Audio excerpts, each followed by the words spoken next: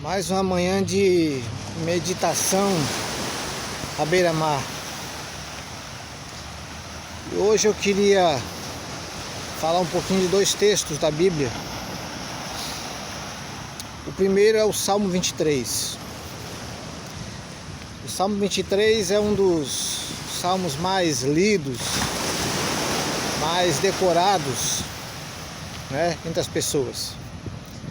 Há pessoas inclusive que tem um quadro em sua casa com o Salmo 23. Outras deixam a Bíblia aberta na sua casa também, no Salmo 23, constantemente, enfim. O Salmo 23 é o Salmo do pastor. O escritor desse Salmo, ele diz que o Senhor é o seu pastor. Ele diz: o Senhor é meu pastor, nada me faltará.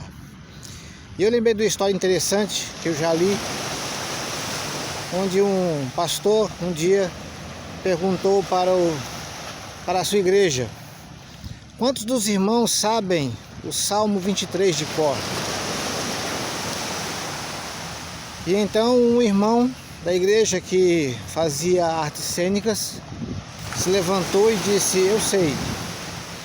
E subiu ao púlpito e recitou de forma artística, de forma cênica, o Salmo 23. E ele foi aplaudido efusivamente por causa da sua apresentação, da sua recitação, da sua declamação do Salmo 23. Depois que aquele irmão desceu, o pastor ainda perguntou: tem mais alguém que sabe o Salmo 23 de cor?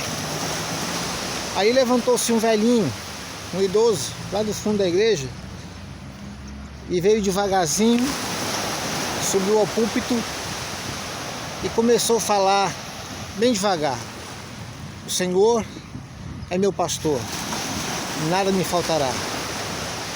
Deitar-me faz em verdes pastos, guia-me mansamente às águas tranquilas, refrigera a minha alma e guia-me pelas veredas da justiça por amor do seu nome. Ainda que eu ande pelo vale da sombra da morte, não temerei mal algum, porque tu estás comigo. A tua vara e teu cajado me consolam. Preparas uma mesa perante mim na presença dos meus inimigos. Unges a minha cabeça com óleo e meu cálice transborda. Certamente que a bondade e a misericórdia me seguirão todos os dias da minha vida, e habitarei na casa do Senhor por longos dias. Depois que aquele idoso acabou de recitar os salmos, aquele irmão que anteriormente havia declamado de forma artística o salmo pediu para voltar ao púlpito e falar alguma coisa. E o pastor permitiu.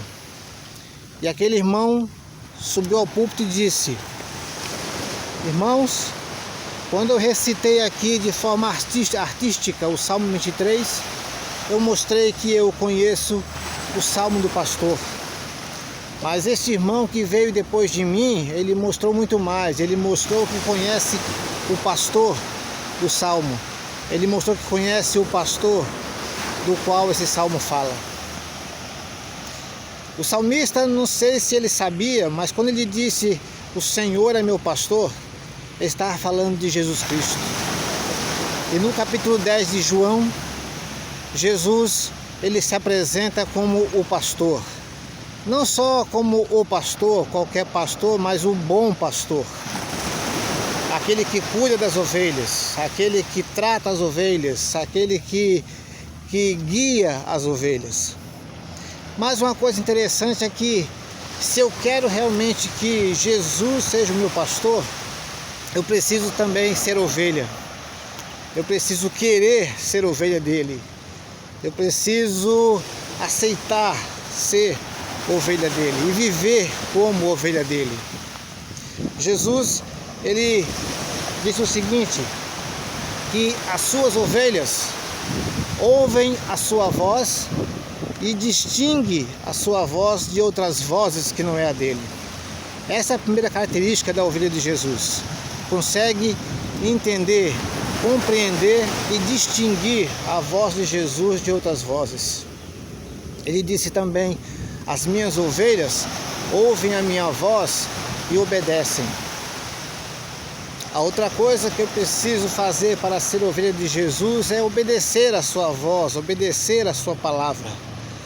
Obedecer a sua voz e seguir a sua voz. A outra coisa que Jesus disse também é que o ladrão vem somente para roubar, matar e destruir. Ele disse: eu vim para que tenham vida e a tenham em abundância. Se eu quero realmente ser ovelha de Jesus, que é o meu pastor, eu preciso aceitar e viver essa vida abundante que Ele me ofereceu na cruz do Calvário. E em último lugar, Ele disse: eu conheço as minhas ovelhas e das minhas sou conhecido. Então, para ser ovelha de Cristo, eu preciso também conhecer o meu pastor, conhecer a Jesus do mesmo modo que Ele me conhece. Amém, meus queridos? Bom dia, sejam em tudo abençoados.